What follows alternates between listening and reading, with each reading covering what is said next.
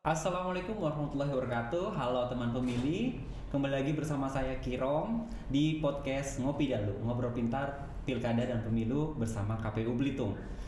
Pada kesempatan kali ini kita sudah kedatangan tamu spesial, Bapak pimpinan kami, panutan kami, Bapak Heri Bowo selaku anggota KPU dan sebagai Ketua Divisi Hukum dan Pengawasan.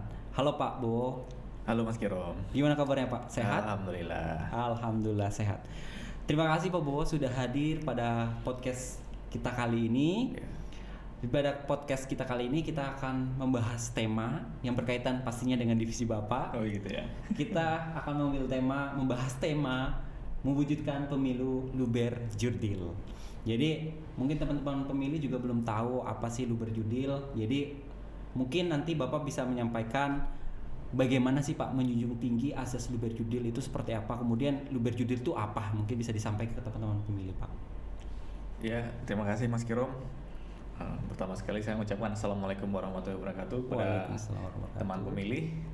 Terima kasih Mas Kirom, saya udah diundang untuk hadir di sini untuk cerita-cerita tentang pemilu dan pengalaman pemilu di 2024 kemarin. Ya, sebelum kita cerita tentang luber dan jurdil, mungkin kita bahas tentang Undang-Undang Dasar dulu ya. Kenapa pemilu ini dilaksanakan di Indonesia? Jadi di Indonesia itu kita mengenal ada pemilihan umum atau pemilu. Di Undang-Undang Dasar 1945 itu pasal 22E itu menyatakan bahwa pemilu dilaksanakan atas azas langsung, umum, bebas, rahasia, jujur dan adil. Kemudian ada aturan turunannya yaitu Undang-Undang 7 2017 yang menyatakan bahwa pemilu atau pemilihan umum itu adalah sarana kedaulatan rakyat untuk memilih anggota dewan mulai dari pusat sampai ke kabupaten, kemudian pemilihan DPD, presiden dan wakil presiden dengan azas langsung, umum, bebas, rahasia, jujur dan adil. Di pasal 2-nya, tadi pasal 1, pasal 2-nya juga mengatakan bahwa pemilu dilaksanakan berdasarkan azas langsung, umum, bebas, rahasia, jujur dan adil. Kalau kita lihat dari aturan yang menjadi pijakan KPU dalam melaksanakan pemilihan umum ini, pertama itu langsung. Kalau kita lihat dari katanya saja, langsung berarti pemilihnya langsung memilih. Jadi tidak diwakilkan oleh orang lain. Artinya dia datang ke tempat pemilihan dan dia langsung memilih pilihannya. Jadi satu orang, satu suara. Kemudian dilaksanakan dengan umum atau berlaku buat masyarakat umum seluruh rakyat Indonesia yang berkebangsaan atau mempunyai menjadi warga negara Indonesia. Misalkan ada orang asing, asal dia sudah menjadi warga negara Indonesia, dia berhak melaksanakan pemilu. Yang pertama tadi, dia menjadi warga negara Indonesia, sudah berusia 17 tahun. Kemudian yang paling penting adalah dia terdaftar sebagai daftar pemilih. Artinya kalau dia sudah berusia 17 tahun, dia warga negara Indonesia, kalau tidak terdaftar, berarti dia tidak mempunyai hak untuk memilih, begitu. Kemudian tadi ada setelah umum Bebas. ada bebas, artinya ya bebas. Semua masyarakat Indonesia ini bebas untuk memilih dan dipilih. Jadi dia boleh memilih dan dia boleh juga dipilih. Artinya mencalonkan diri menjadi peserta pemilu. Begitu. Dilaksanakan dengan rahasia. Rahasia artinya ketika dia melakukan pemilihan di dalam bilik suara itu, ya hanya dia dan Tuhan yang tahu pilihannya. Tidak boleh disebar-sebarkan kepada orang lain, apalagi didokumentasikan kemudian diupload di medsos. Itu melanggar, Dilarang gitu. Dilarang sekali itu. Kemudian jujur dan adil. Jujur artinya bahwa pemilu ini dilaksanakan dengan sejujur-jujurnya, baik oleh penyelenggaranya, kami di KPU, kemudian pesertanya, peserta pemilu, partai politik, presiden dan wakil presiden, kemudian masyarakat pemilih. Jadi pemilu ini dilakukan dengan jurdil, artinya ketiga aspek ini semua bisa melihat dan mengawasi pelaksanaan pemilu ini. Kemudian adil kepada semuanya. Artinya pemilihnya, pesertanya diperlakukan dengan adil sesuai dengan haknya masing-masing. Jadi penyelenggara melaksanakan apa yang harus diberlakukan oleh peserta, kemudian juga memfasilitasi apa yang harusnya menjadi hak dari pemilih, begitu Mas. Baik, jadi tadi dijelaskan oleh Pak Bowo bahwa terkait dengan azas luber judil. Jadi teman-teman pasti sudah tahu ya bahwa luber judil itu singkatan dari langsung, umum, bebas, rahasia, jujur, dan adil. Kemudian nih Pak, dalam pelaksanaan pemilu pasti untuk menciptakan demokrasi dan atau pemilu yang jujur dan luber judil itu pasti ada tantangan sendiri nih Pak. Dan mungkin bisa disampaikan ke teman pemilih pengalamannya yang di lapangan tuh dan tantangan itu seperti apa nih Pak di lapangan?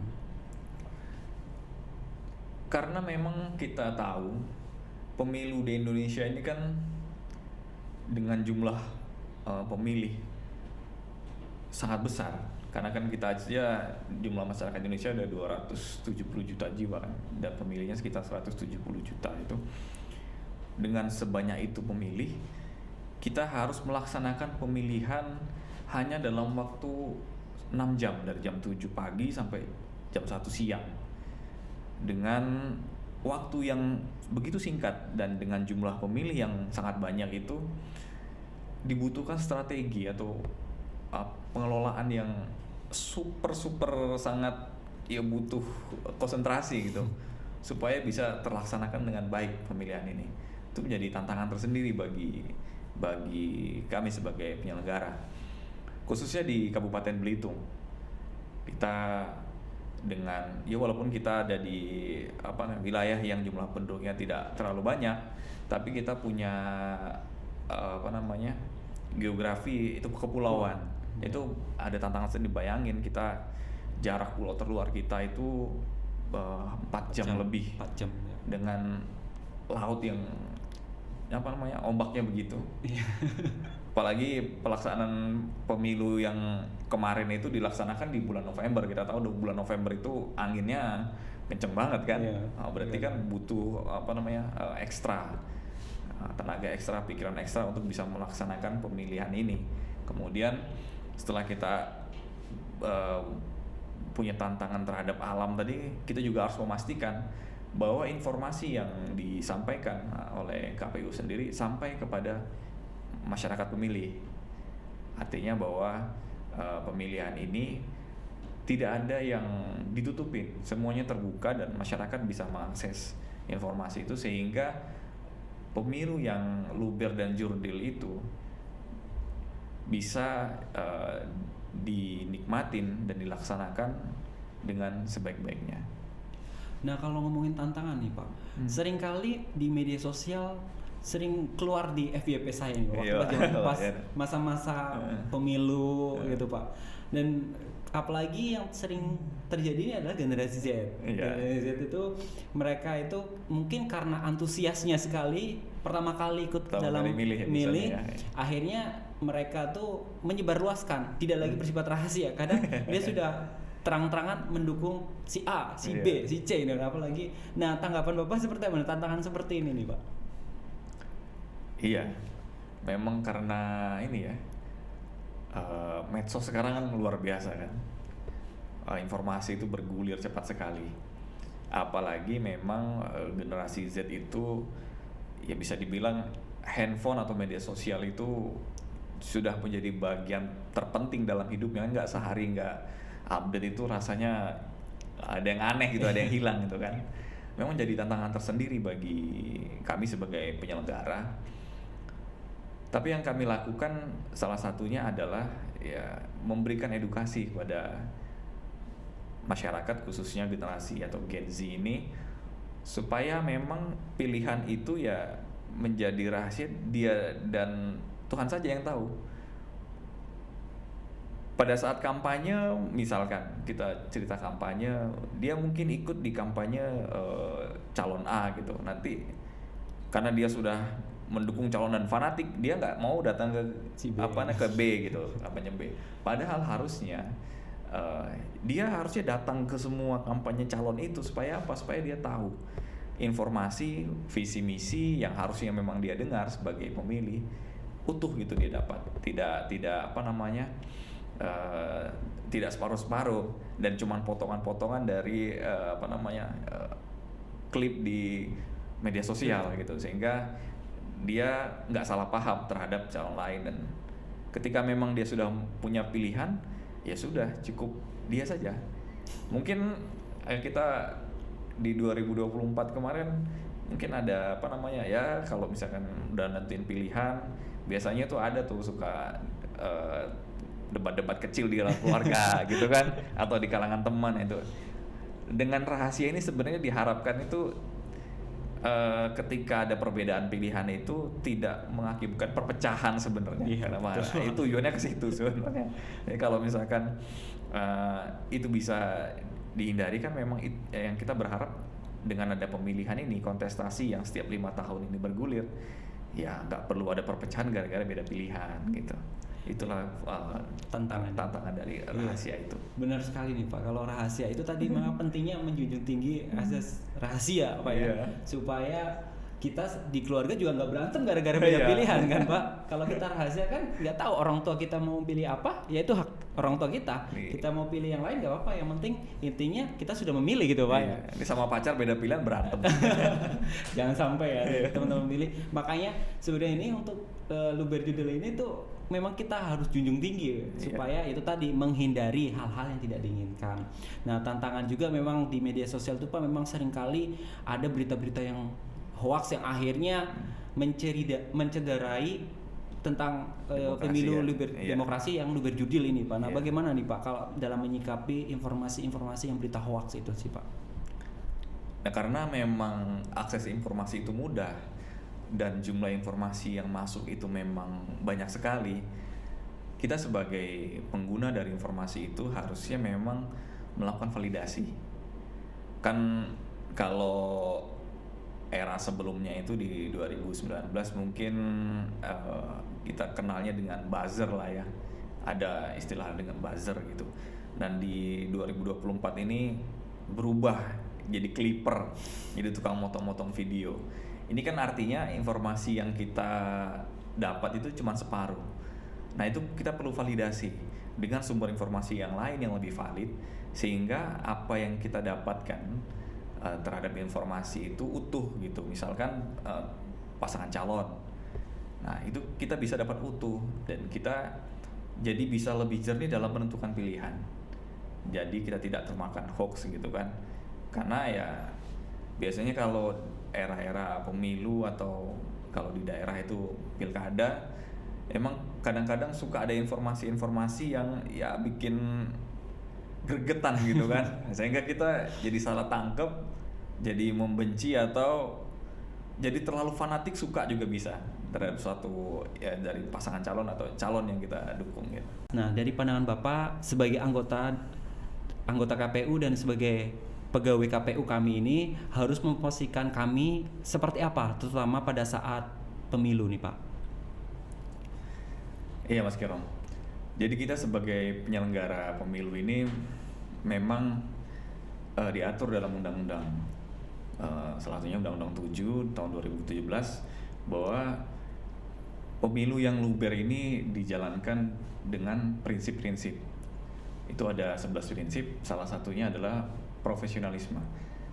Artinya profesional di sini kita, karena memang kita sebagai penyelenggara dan motto KPU sendiri adalah melayani, jadi kita memposisikan diri sebagai seorang penyelenggara yang profesional. Artinya kita berada di tengah-tengah antara peserta pemilu, pemilih, dan kita sendiri sebagai penyelenggara. Dalam melaksanakan tahapan sebagai penyelenggara, kita kan akan bertemu dengan masyarakat atau calon-calon para peserta ini yang akan mendaftar di KPU sebagai bakal calon. Kalau kita di Kabupaten Belitung itu bakal calon anggota Dewan DPRD tingkat 2 Kabupaten Belitung begitu kan. Artinya kita melayani banyak orang, karena kemarin saja kita yang ikut dalam kontestasi pemilu ini kan ada 18 partai yang di Kabupaten Belitung. Artinya kita harus sama-sama itu jadi ada 1 partai, 2 partai, 3 partai, partai A, B, C, D itu sama. Jadi kita tidak membeda-bedakan. Kalau misalkan satunya diberi pelayanan plus ya semuanya plus gitu, jangan yang satu plus atau plus gitu kan. Jadi semuanya sama. Dan memang ketika ada di tahapan pemilu pasti sewajarnya sebagai seorang peserta kontestasi akan berupaya lah untuk melakukan pendekatan kepada anggota atau kepada pegawai di kesekretariatan KPU Kabupaten Belitung ya agar apa yang mereka lakukan ini ya bisa dipermudah, misalkan dalam pendaftaran gitu ya pasti ada seperti itu. Tapi ya tadi karena ada asas profesional dan kita juga harus menjunjung tinggi kejujuran, jadi ya kita harus berada di tengah-tengah. Jadi sama semuanya kita layanin dan sesuai dengan kalau misalkan dia mau mendaftar sebagai calon anggota dewan ya mendaftar sesuai dengan antrian gitu, sesuai dengan rekomendasi dari setiap partainya. Jadi kita menerima berkas itu sesuai dengan ketentuan perundang-undangan. Jadi sudah ada daftar dokumen-dokumen yang harus terima, ya kita terima gitu. Sesuai dengan rentang waktunya gitu. Jadi tidak ada membeda-bedakan. Baik, ya emang seperti tadi Pak ya disampaikan oleh Bapak bahwa kami tuh memang diminta untuk profesional ya Pak ya. Yeah. Dan mungkin ketika kita berusaha untuk profesional, mungkin pandangan dari masyarakat pun lain. Pasti akan ada negatif thinkingnya dulu nih Pak. Iya. Baik, pasti ada negatif thinkingnya dulu bahwa KPU akan menspesialkan pencalonan ini yang ini kan misalkan seperti itu Pak.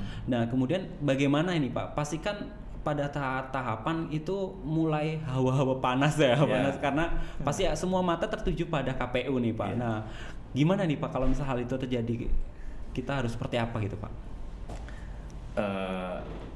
Sekarang ini kan semua harus dipublikasikan. Jadi dengan era digital ini yang sangat masif, informasi bergulir, terutama lewat media sosial. Nah, kita sebagai penyelenggara harus ikut juga dalam arus itu. Artinya apa yang kita sedang lakukan, apa yang sedang kita kerjakan itu sebisa mungkin itu didokumentasikan dan diinformasikan kepada masyarakat sehingga masyarakat benar-benar tahu bahwa ini loh KPU. Dan yang perlu kita sampaikan juga kepada masyarakat bahwa KPU ini kerjanya nggak sendiri loh, kita juga diawasin oleh lembaga yang independen juga, yaitu Bawaslu. Artinya Bawaslu menjamin bahwa apa yang dilakukan dan dikerjakan oleh KPU itu sesuai dengan aturan yang berlaku. Dan itu juga perlu diinformasikan kepada masyarakat sehingga masyarakat tahu oh ini loh, kayak gitu. Baik. Jadi buat teman-teman pilih semuanya, sebenarnya tugas berat juga untuk kami pegawai KPU bahwasanya harus tetap berusaha untuk netral karena kami penyelenggara ya Pak ya. Jadi ketika ada teman pemilih atau masyarakat yang mungkin negative thinking, mungkin nanti bisa melihat kembali bahwa kita semaksimal mungkin untuk selalu memberikan layanan yang terbaik, bukan untuk satu pihak tapi untuk semua pihak ya Pak, yang profesional ya Pak ya.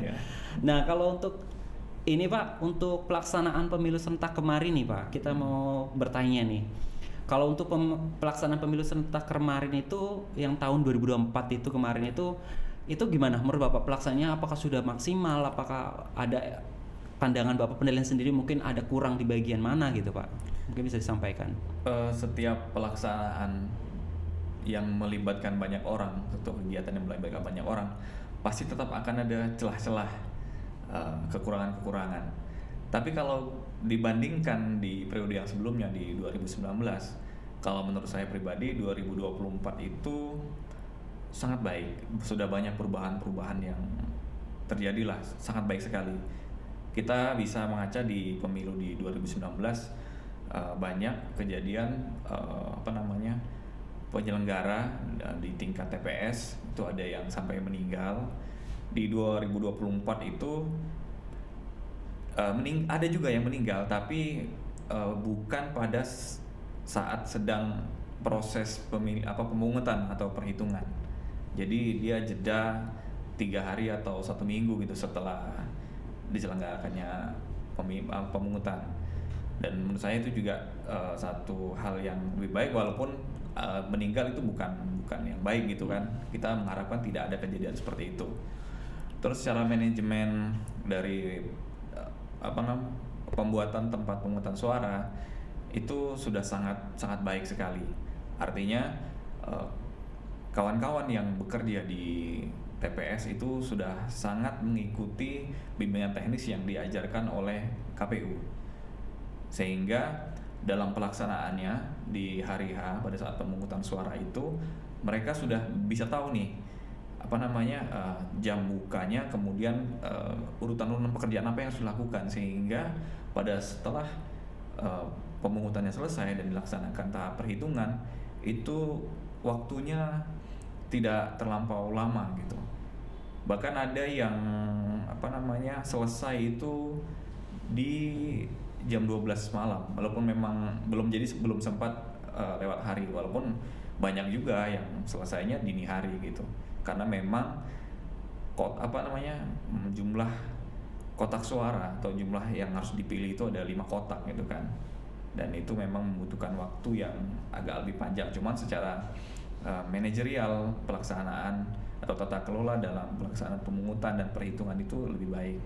Ditambah lagi dengan jumlah daftar pemilih yang ada di setiap TPS itu kan dimaksimalkan 300. Artinya kita sudah hitung kalau misalkan 300, kalau 5 kotak anggapannya kan seperti menghitung 1.500 surat suara gitu. Jadi waktunya bisa lebih singkat gitu. Baik.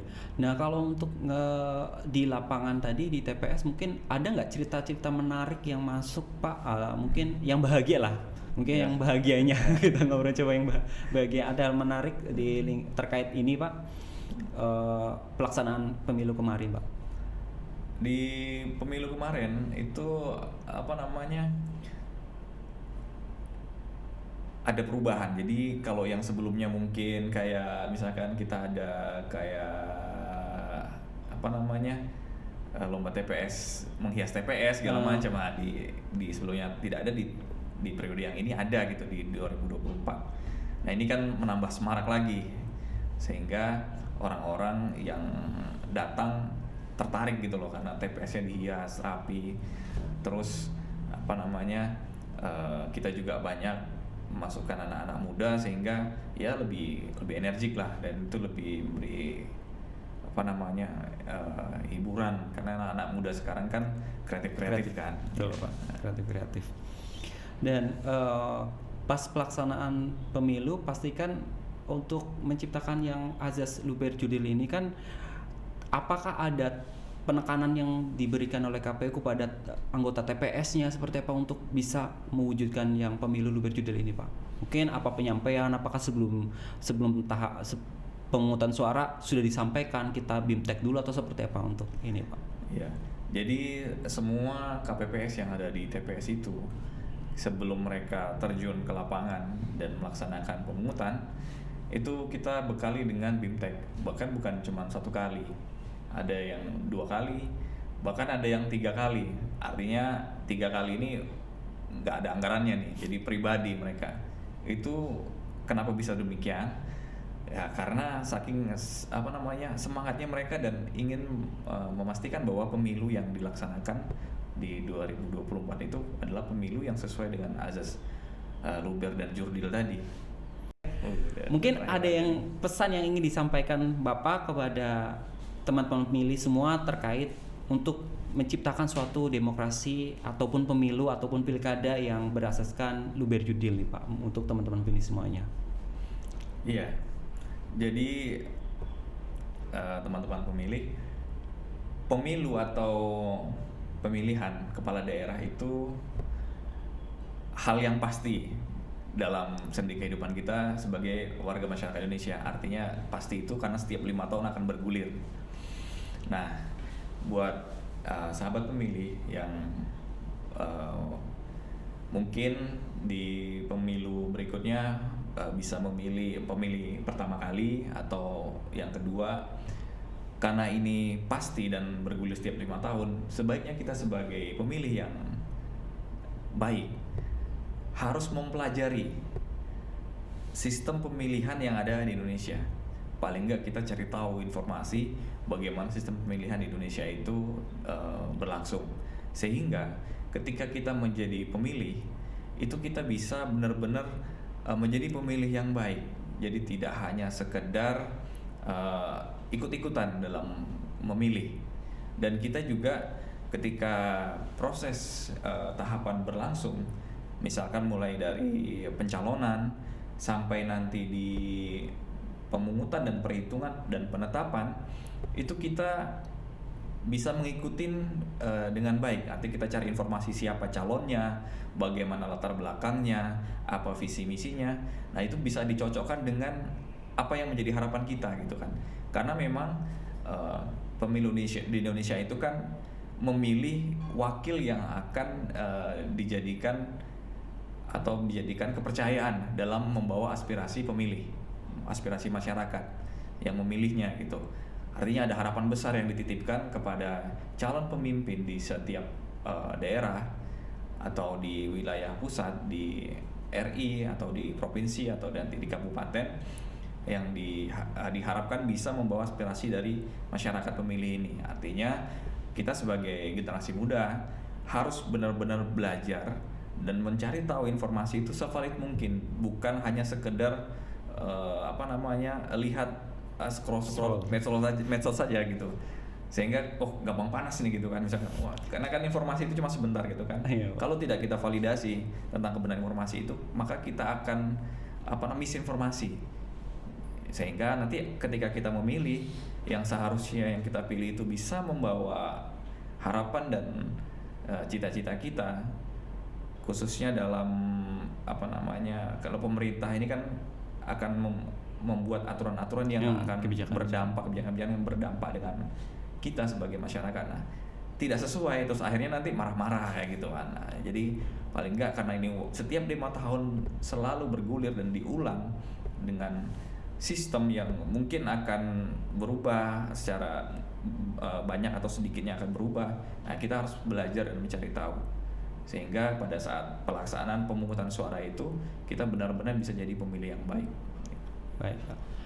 Baik teman-teman pemilih, mungkin di sesi terakhir ini saya simpulkan dari segmen 1 dan segmen 2 bahwasanya dalam mewujudkan pemilu luber jurdil, tadi sudah disampaikan oleh Pak Bowo, bahwa yang dikatakan luber jurdil itu langsung itu kita ke TPS itu langsung tanpa diwakilkan, karena satu pemilih satu suara gitu. Tidak ada satu pemilih 2 suara, nggak ada, langsung. Kemudian umum tuh untuk semua warga negara Indonesia yang pastinya yang sudah 17 tahun atau yang sudah masuk DPT ya Pak ya, dan memang masuk ke daftar pemilih terdaftar. Paling penting, jadi tidak semua usia 17 dapat memilih kalau belum terdaftar. Jadi pastikan semua pemilih yang sudah berusia 17 tahun dan sudah terdaftar, sudah terdaftar atau belum, itu jadi harus dipastikan.